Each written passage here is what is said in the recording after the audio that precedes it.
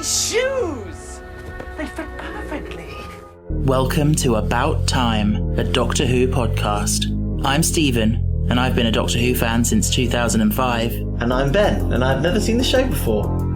Today, as part of our celebrations of the 60th anniversary, we're watching the 1996 TV movie starring Paul McGann. And quite frankly, it's about time.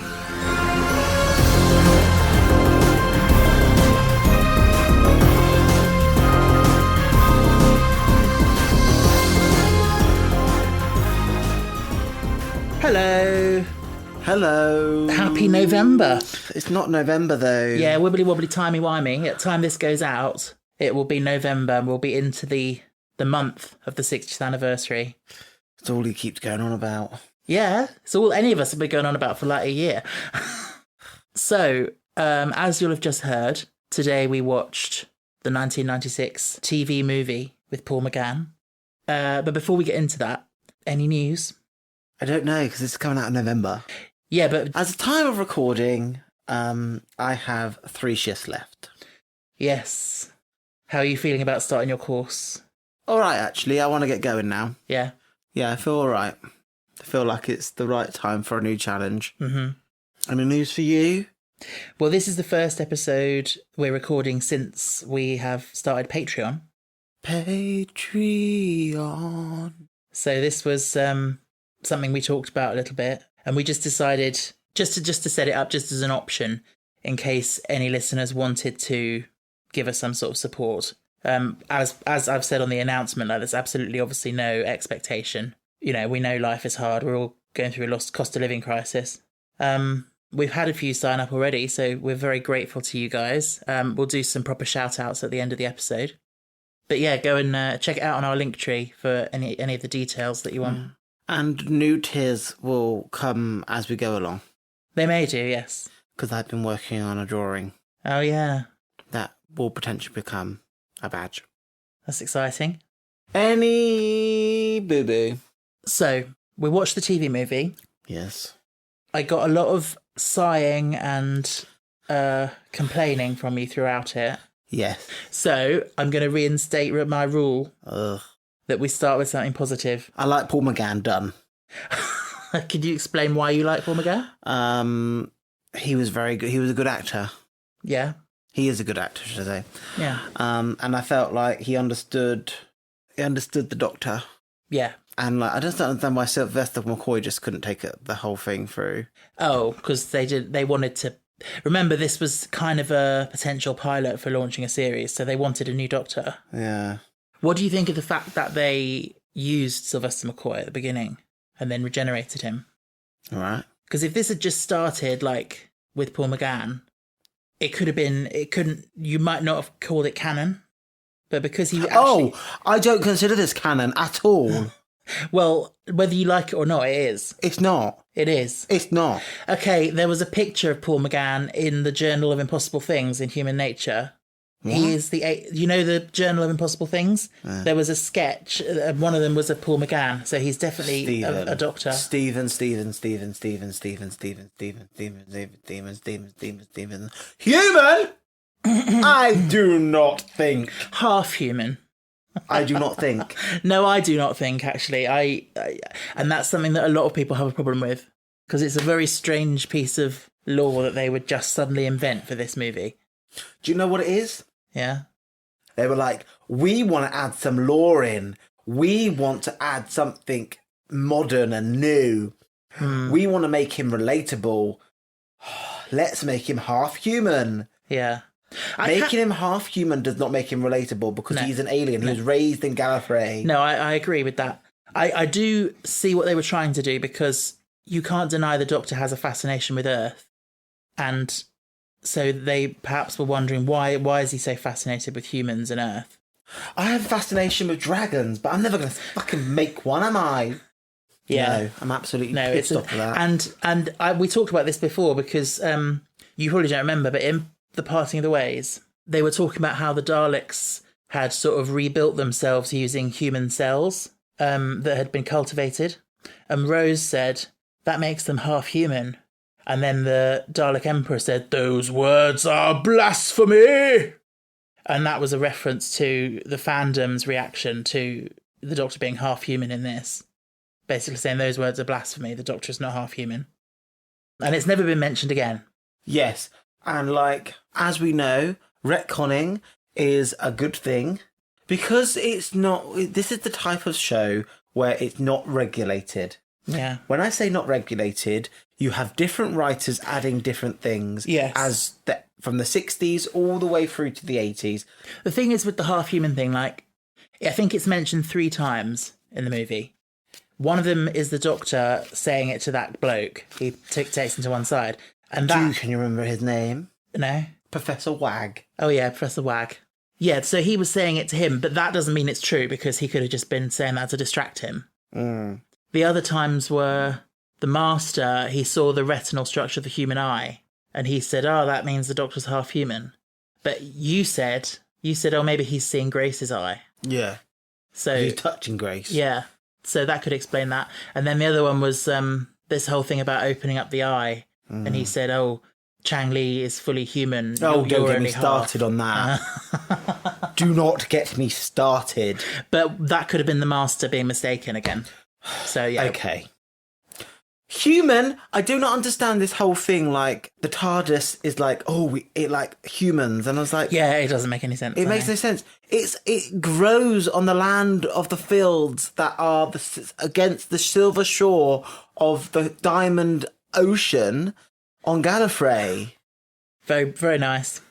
The crystallite mountain that is on the horizon shines its beaconless light over the growing seed and produces the fiery engine of the vortex that is inside the seed, which grows it from a seed. Okay. If you could see the hand gestures Ben's doing as well, I'd go with it. I think the thing with this movie is they made a lot of weird choices, and we could sit here and pick them apart, but I need to say one more thing. Sorry, I'm interrupting you there. Okay, right, go on then. But Sword in the Stone, eat your heart out.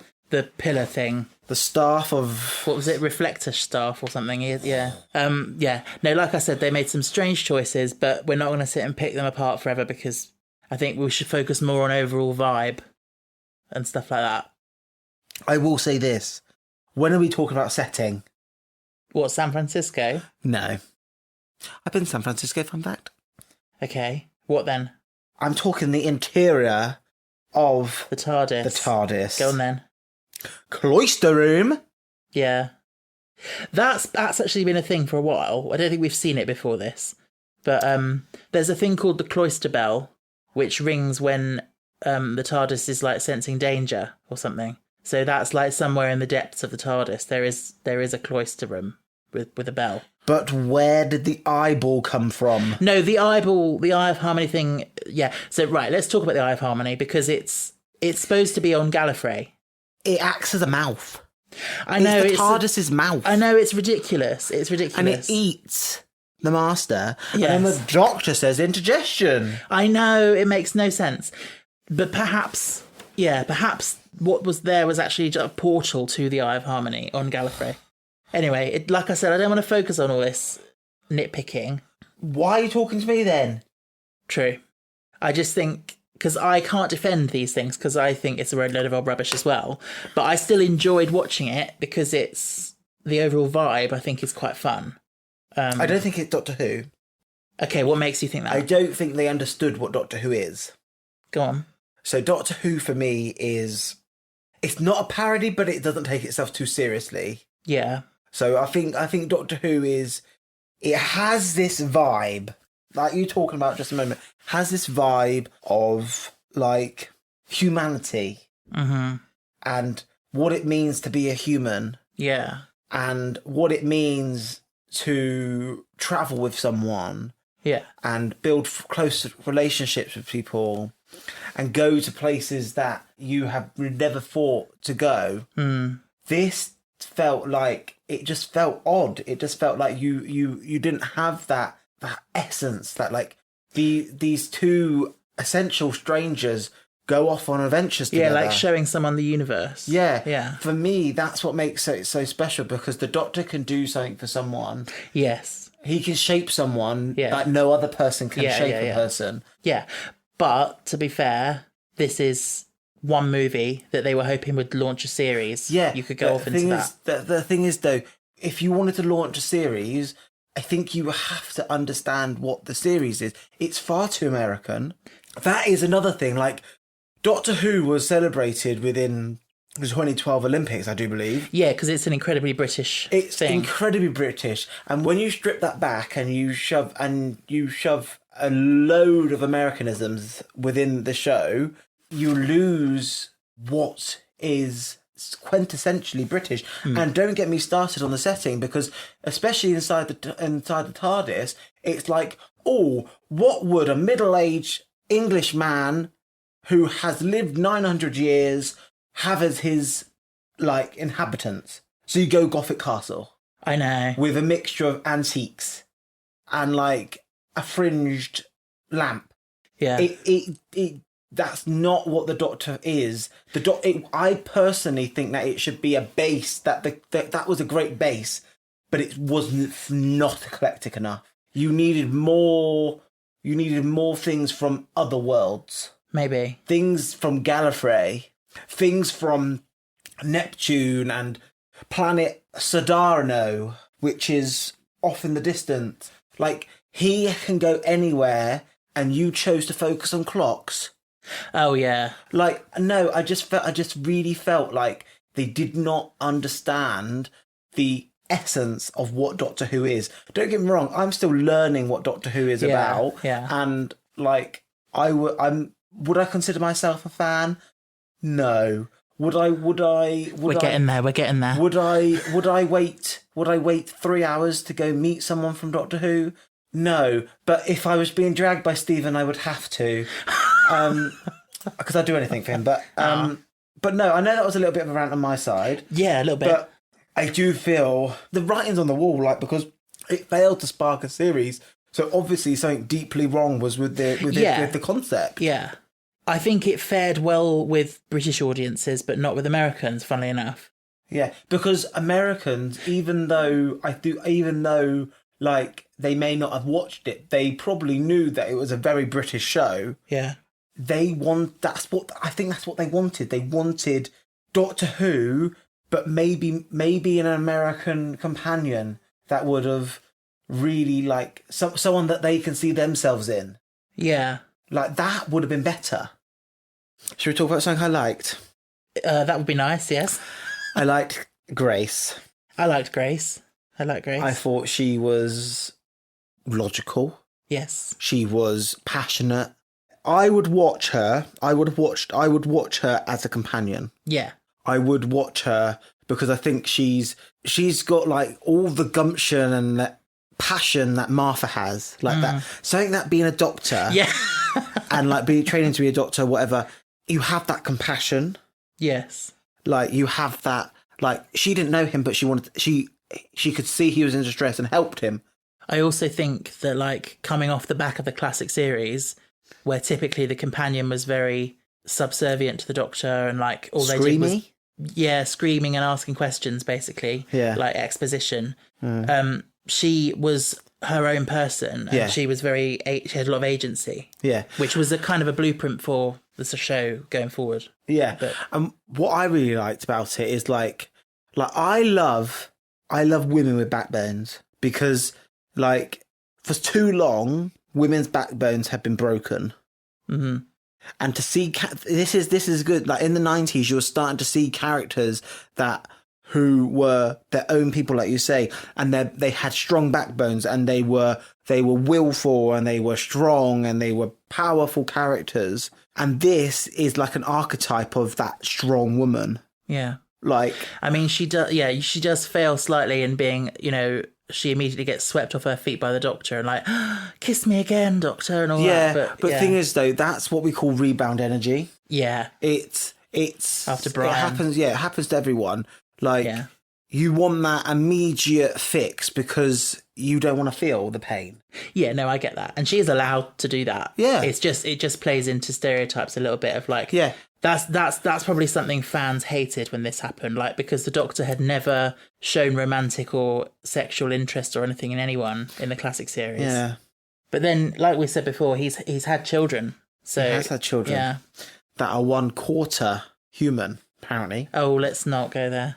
So Susan is an 8th human. Yeah, she's 1/8 human. That's probably how they're probably going to work it out. That's how he escaped Gallifrey. I don't know. So it started off with this opening voiceover from Paul McGann, explaining about how the Master got put on trial and executed by the Daleks on Skaro for some reason. And did you hear those Dalek voices? They sound like little chipmunks. They sound fucking weird. They're like, exterminate, exterminate. Stephen, I've got many, many, many issues with Yeah. that. He's a fucking Time Lord. They would not trial him. They would just kill him. Yeah, it doesn't really make sense, does it? Like, they are not... Okay, trials do not exist for anybody but their own people. Like, I'm sorry, no, they have no compassion.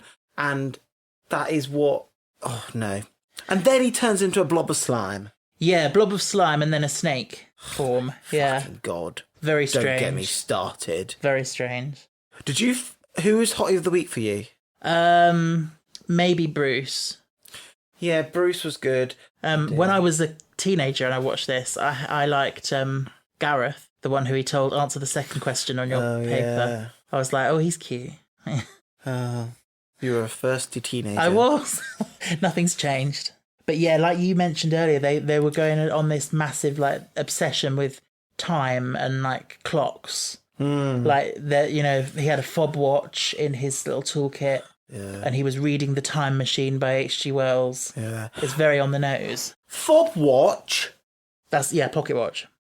What? I don't think they get called fob watches. They do. Martha literally called it a fob watch in Utopia. No, it's not a fob watch. A fob watch is exactly what I thought it was. It's the nurse one that hangs down. Pocket watch is gentleman. Oh, actually, no, the definition said it can be a chain one. Yeah. All right, calm down, dude. Anyway, I like it being a fob watch because FOB, fob, is like face of bow. Anyway, yeah, he had a fob watch. He was reading The Time Machine. And when he was like working out who he was and stuff, he kept looking at clocks, and it was all about clocks. And it's one of those things that kind of irritates me when TV and film makes time connected to clocks, because it doesn't really make any sense. Time has really got nothing to do with clocks. Clocks are just a device that we've invented to help us to measure time. Yeah. But yeah, when you always see, you see clocks spinning round and stuff like to do with time travel, it doesn't really mean anything. No. But yeah, that was a choice. It was the choice. And having the Doctor half naked was a choice. Oh, you mean after he regenerated? Yeah. Having a foghorn for Bruce was a choice as well. What? And he killed Bruce's wife. A foghorn? What are you talking about? Yeah, he's snoring one foghorn. Oh, right, yeah. That is one of my favourite scenes after he's just been possessed. And his wife or girlfriend or whatever, she's like, come back to bed, honey. He's like, my name is not Honey. She says, what do you want me to call you? And he says, Master will do. And she goes, come back to bed, Master. It's very, see, that went over my head when I first saw it. And my mum walked in on that scene, and she was like, oh, that's a bit. What are you watching, Stephen? I know. You're like, it's Doctor Who, it's Doctor Who! Yeah. It's Doctor Who, the movie! Did I ever tell you the time when I was watching Doctor Who Confidential? It was summer, it was really warm, and David Tennant was on the screen, and my mum came in to talk to me, so I paused it on David Tennant, and the cat, because it was hot, was lying on the carpet like cats do, like trying to cool down. Mm-hmm. And I just said to my mum, I think he's hot too. Talking about the cat. And she looked at David Tennant and she thought I meant David Tennant. And this was before I was out. And it was so awkward. She was like, what? Did you just say the cat? I said the cat. Anyway, Your parents do. I'm sure they did. Head in the sand, probably. Head in the sand like ostriches. Ostriches. Do ostriches actually put their heads in the sand? I don't know. I would like to know that. So we talked about the Gothic TARDIS. You weren't a fan. Yeah. Did you like the scale of it though? Like because you said, "Oh, that's what a Hollywood budget can do with the TARDIS." It felt a bit. You really got the sense that it was much bigger inside than it was out. Yeah. They played on shadows. Yeah. Like deep, dark corners that could lead anywhere. How can slime break a box? Yeah, I have no idea. And what's left of him was slime. I don't really know. I do not think that the Daleks leave slimy people on the floor. I'm pretty sure they just stay in their human body form on the floor. Yeah. But it was his remains in like a little urn, so I'm assuming he got cremated or something. Cremated? He didn't get cremated. He got liquefied. All right then, whatever. He turned into a soup. Turned into glue. Turned into something. Let's not go there. Glue. I don't understand this snake thing. No, it is very strange. I think there are some explanations where people have tried to justify it by saying, "Oh, he was taking on the form of some creature from Skaro or something." Oh, but it's my God. You just have to accept the fact that this was a very strange movie. Yeah. So thoughts on Chang Li? He was alright. Yeah. I felt sorry for his friends. They got shot. Yeah. Well, that's what happens when you're in a gang. How do you know they're in a gang? I think that was the implication, because they had guns and they were just, hanging around the streets. The TARDIS materialising was very dramatic. Yeah. Like, all the camera shake and like the smoke and wind and... Yeah. See, I thought it was going on top of him and doing what classically he was gonna appear inside. Yeah, it does look like that, doesn't it? But then he just goes round the back, yeah. But that TARDIS looks a hell of a lot nicer than the TARDIS that is used in the BBC. Oh, really? Yeah. It looks very blue and shiny. Yeah, it doesn't look like it's been through very much. Yeah, so the one that we've currently got, where we're watching in the Russell T Davies era, is deliberately made to look quite battered and like it had been through a lot. Yeah. Can the TARDIS die? Yeah. Oh, we did say it was dying in this. Yeah, I think it can. Yeah. So we had the regeneration. Yeah. Which was very strange. Don't get me started. Like the way he's twitching his face, like he's chewing a toffee. And then lightning strikes and he's Paul McGann. So they were trying to mirror Frankenstein with the he's alive, as he sat upright. Yeah. But then also I felt like there's kind of like Jesus imagery. When with the white sheet. Yeah, the sheet and the long hair. And then and the rising from the dead sort of thing, coming out of the morgue. Yeah. Jesus moved the stone. Yeah, but that's what I'm saying. It's reflective of it, but it's not the same. But yeah. What's the first thing I said when I saw his hair? He needs a haircut. He does need a haircut. Yeah, I think Paul McGann looks better with short hair. In fact, I think he wanted short hair, but they made him wear that wig. Yes, because they wanted this whole neo-Victorian style. Yeah. I think he's always said he would be up for reprising the role as long as he didn't have to wear a wig. Is he bald now? No, he's just got short hair. Oh. But he doesn't want to have the long hair. Yeah. I don't know why, but he always reminds me of a beetle. Yeah. Yeah. Do you know what I mean? Not the insect. I mean the band. Yeah. Do you get that as well? Not really. Oh, like Paul McCartney sort of vibe, maybe. No. Oh, I don't know. He's much more attractive than Paul McCartney. Sorry, I don't find any of the Beatles attractive. Okay, fair enough. Sorry, Beatles. I'm sorry. Yeah. But I really don't. I know this might sound harsh. Really don't get the obsession with the Beatles. Okay. I would listen to their music if it's on the radio. Yeah. So, fun fact, not to be a name dropper, but when I was 6, I had my first audition for a TV role. For what show? It was for a show called Fish. Never heard of it. It was a drama starring Paul McGann. Okay. And I would have played, I think, his son. Okay.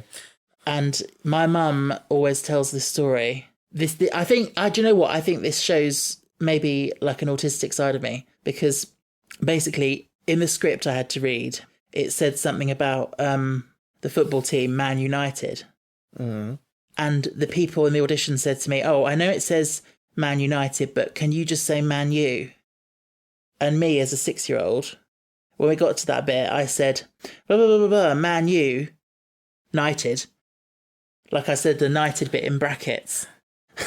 Like, just to show that I knew it said United on the script. Like, what a knob. And safe to say... I wonder why he did not get it. Safe to say I didn't get it. But my parents then watched it when it was on. And my mum to this day says, "Oh, you would have done a better job than the boy they got." Yeah. That's mums for you. That is mums for you. Yeah. What did you think of Eric Roberts as the Master? It was okay. He is broadly okay, isn't he? Yeah. It's just very weird having the Master have an American accent. Yeah, and he's very, very twee. He reminds me of something like Steps Out of the Matrix. Oh, with the sunglasses, yeah. I guess it's and the before leather. the Matrix, though. Was it? Yeah, I think so. What year was the Matrix? 1999. Oh, fine. Good film, you should watch it. Yeah, I've never seen it. Yeah. Yeah, it's just weird, the Master having an American accent, and like he's quite deadpan for most of it. Like I like that bit when they're in the ambulance and Chang Li says, "Oh, you kill me," and he just goes, "You want me to kill you?" Yeah. But then you get to the final scene in the TARDIS, and he lets his camp fabulousness out, yes. and he wears the robes. "I always dress for the occasion." I tell you what, it felt like a scene out of Dracula. Yes! Oh my god, totally. With It the really- torches burning on the walls and yeah. For me, that bit at the end where he comes down in this... Robe. Where the fuck did you get it from? Well, I think it's supposed to be Time Lord regalia, because it's not exactly the same, but it's a bit like the sort of thing the Time Lords wear. But it wasn't alien enough for me. No, it was weird. It Just had a high collar, but yeah. Yeah. It just felt like, it didn't feel great. Yeah. And then he also said, I'm alive. Oh, yeah. But like, so, if you're going to call this canon, Stephen, how did he get outside of the TARDIS tummy? Well, you could ask this question about the Master so many times. No, I'm asking. How did he get outside the TARDIS's tummy? Maybe he wormed his way into the TARDIS console. I don't think so. He's disintegrated now. You don't know that? Yes, he's been digested. Or maybe this is where he then gets resurrected by the Time Lords for the Time War, like he said in Sound of Drums. Oh, yeah. Oh, but going back to the pocket watch. Yeah. It's the pocket watch. It might look a bit different now. You think it's the same pocket watch? Yeah. It doesn't look the same, but yeah. Yeah, that one's tarnished. This one's new. Gallifrey still exists. He can get a new one. Yeah. Gallifrey is 2,000 miles away. Oh, that's everything. They say Gallifrey is just the other side of your galaxy, which I didn't realise Gallifrey was in the Milky Way. I thought it was much further away. Yeah, I thought it was much further away. Have you heard NASA has said that one person, a scientist at NASA said she's 100% certain that there is life within our solar system. Within our solar system? Within our... You mean our galaxy? Yeah. Okay, yeah. There's a big difference. Yeah. Yeah, no, it's a mathematical probability, isn't it? It's just, yeah, we've got no way of finding it at the moment. But whether we'd want to... Maybe we're just like save files. And then when we die, we just drop out of a game. Yeah, maybe. Until someone turns another save file on. Let's hope no one overwrites us. So there's a scene I love where I think you really feel like Paul McGann has become the Doctor, which is when they go for that walk and then he remembers Gallifrey and he's like, "It's a warm Gallifreyan night, blah, blah, blah, blah." I don't know why I did a Welsh accent. And then he goes, "These shoes, they fit perfectly." And you cringed at that bit. And I'm like, I don't know why, because that's quite a nice bit. Yeah, I just think to myself, like, I didn't like it. Okay. Yeah, and the Master, what is all this with the, like, spraying people with gunk? Acid. Well, there's something I could say, but I'm not going to make it vulgar. Out of his mouth. That's what it looks like when it's on them. No, it doesn't. Anyway. Yeah, and when we did it with Grace in the ambulance, it was like he just sneezed over her arm. No, he went... Yeah. He spat acid from But his how- snake glands. Okay. It's weird, though. Oh, poor Billy Bob. Who? He's dead.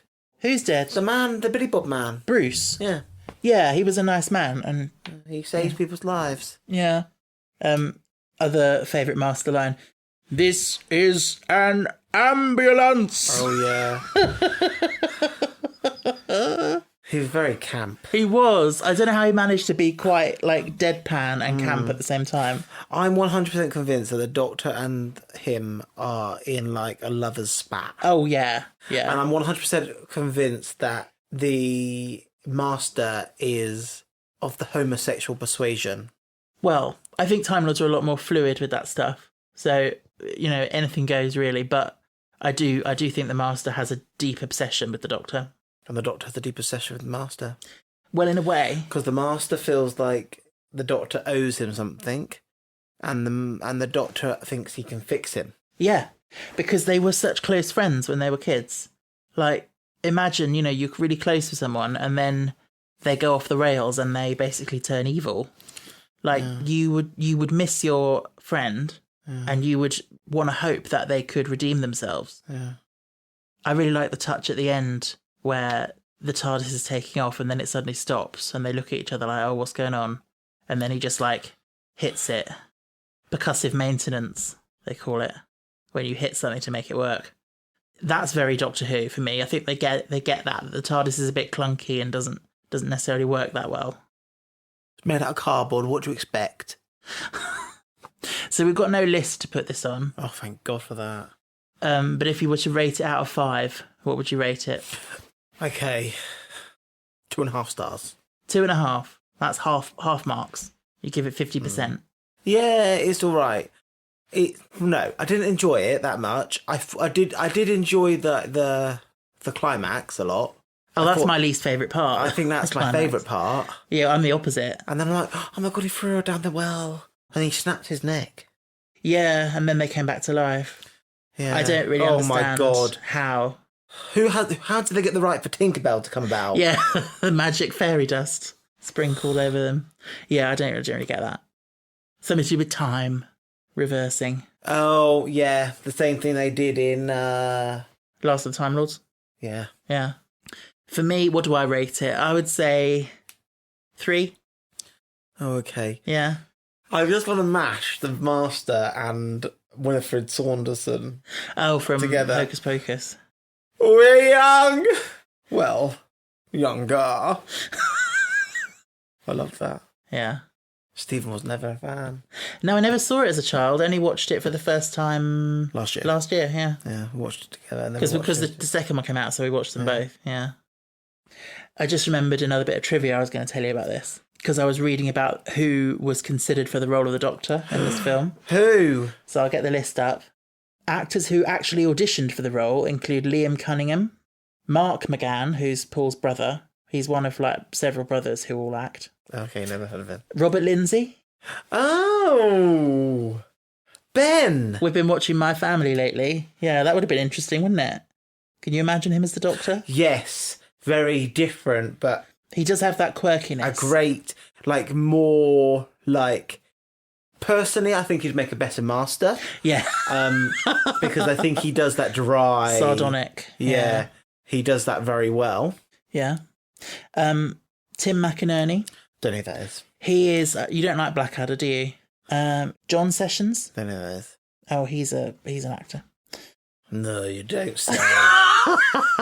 This is the one that really intrigued me. Anthony Head. Oh. I'd have loved that. Stephen is a massive Buffy fan. Yeah. But then there were others who didn't actually audition. They were invited to audition and declined it. Christopher Eccleston was invited and he turned it down. Yeah. Peter Capaldi was invited and he turned it down. Oh my God. And they both obviously ended up being the Doctor later. Yeah. It's very interesting. Aww. Because Peter Capaldi is a lifelong Doctor Who fan, so it's quite interesting that he turned it down. He said it was because he didn't think it was very likely he'd get the part. Oh, okay. But it could be maybe that he thought they would do a bad job with it. But, yeah. Well, he's dodged a bullet. Well, he actually got to be the Doctor for 3 years rather than... Yeah. one movie. And like spanned over several stories. So Yeah. yeah. So, Patreon. Oh! Patreon. Shout out. Patreon. Shout out. yes. You need to do that. You need to make that up. I need a jingle. Okay. So yes, as we mentioned earlier, we're now on Patreon. We are very, very grateful to those who've already pledged their support. Thank you for your support for this podcast. So without any further ado, a massive thank you to Louisa. Louisa, thank you. A massive thank you to Philip. Philip, thank you. A massive thank you to Northerly. Northerly, thank you. A massive thank you to Jason. Jason, we thank you, Jason. And a massive thank you to Joe. Joe. Thank you, Joe. Oh, Joe gets the whole symphony.